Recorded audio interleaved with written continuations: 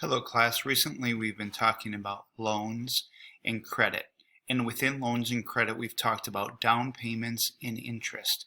We are going to talk briefly over the next day or two about mortgages. We are going to get deeper into mortgages later on in this semester, but we just want to touch on mortgages a little bit because they involve down payments and interest and also terms, the length of a loan.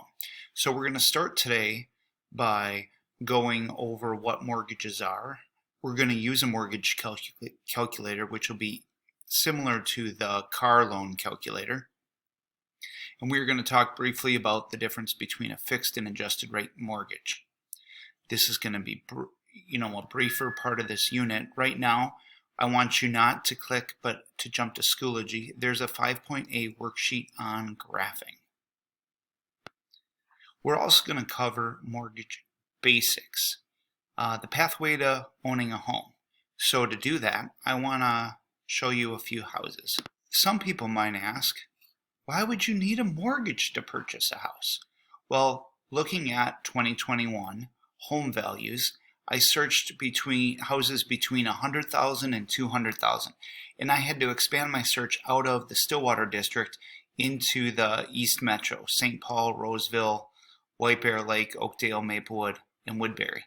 And within my price range, $100,000 to $200,000 house, I found this house in Bayport for $130,000. It's got 3 bedrooms. It's on 6th Street. Some of you might recognize it. I also found a house for $144,500 in Maplewood. Notice that this one looks like a 2-story, but there's some steps to go down it. This looks like a 1-story. Here are 2 other examples. Houses valued in the $200,000 to $350,000 range, and I found this one on Maple Street in Stillwater for $279,000, and this one on St. Croix Boulevard in Stillwater for $325,000. So we're going to play around with the mortgage calculator a little bit and see again why someone might need a mortgage to purchase a house. As we do exploring on today's sheet, again, we have 2 sheets, one in the price range of $100,000 to $200,000 and one in the price range of $200,000 to $350,000. The table here is a little bit more defined, and I've changed up the values so that we're going to look at, in this first page, different down payments, but all of our loans are going to be at the same interest rate. On the second page, the down payments are the same, and we're going to see what happens if the interest rates change and how that will change our monthly payment. Just to show you how to use the calculator, you're going to click here and open the bank rate calculator. And then it looks a little confusing. Hey, where do I go? But just wait. Give it a second for the page to fully load. Once the page fully loads, you'll find out that you don't need to click any of these pieces. The calculator is right here under the house. We adjust the mortgage. So for example, if I'm looking at purchasing this house for $144,000, I can click right here or use this scale, but I found that if I click in here, $144,000, you don't need any commas, 500. It's easier than using the sliding scale. And then we're not going to find a home, so don't hit that. We've already found our home here. We're going to use $5,000 down. Here, down payment, you could put a percentage like 5, 10, 20%. Banks love 20% down. We said, though, we're going to use a dollar amount of $5,000 for the first one. It tells us the percentage, but we're going to use the dollar amount because that's all we have in savings available. Our term, how long is this loan? Well, all of them are 30-year, and the interest rate is 4%. So here, it's already at 30, but if I wanted to change it, I could go like that. And then we said the interest rate is at 4%. There's a percentage sign here, so we're going to just type 4.0. Well, now I hit enter. I could change the zip code I'm looking in. For me, I put Stillwater, and that'll change this rate as well. And credit score, that'll change this rate as well. But you don't really need to do any of that. We just want you to explore today. This isn't a right or wrong. It's just to see what's out there. And what I find as I explore this page is that my monthly payment is $917. But I need to move my camera over and show you what that really means. This calculator, that $917, includes insurance for the home and property tax. So what I'm really paying the bank in interest and payments is $655.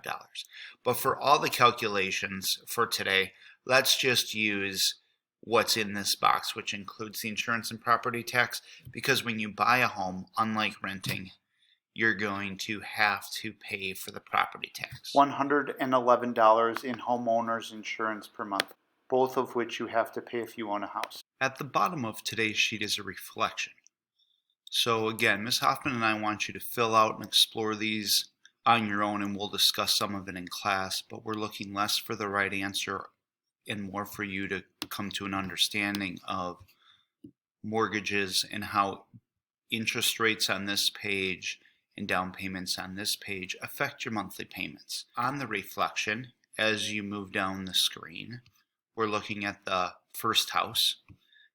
And the fourth question says, what would be an advantage of renting a house? Now, we want you to come up with some ideas on your own. It is something that you might want to consider about renting over buying, and that is how much you actually pay for the house. So in my original example, we were looking at this house for $144,500.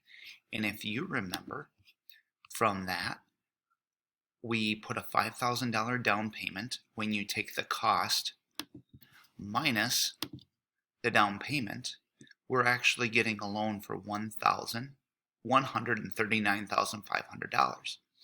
And our monthly payment of $917. And again, that included interest and property tax. But if we're looking at what the true cost is at the end of the 30-year term, what we would really use is this $665 that we pay every month, 12 months a year for 30 years. And think, is it worth buying a house?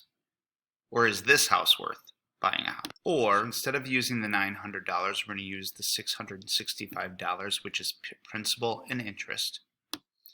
If we pay that $665 over 12 months times 30 years, how much money does that house really cost us? I plugged these numbers into my calculator, and what I got was $239,400. And that's without that $5,000 down payment for $144,000. But we actually end up paying $239,000 for that house. Has a difference of, do you see it? Do you see it here? With the down payment of about $100,000. So although we're buying the house for $144,500, it's really going to cost us close to $100,000 more. Everyone talks about buying houses, but are there advantages to renting? What could you have done with that extra $100,000? Just something to think about. Have a good day.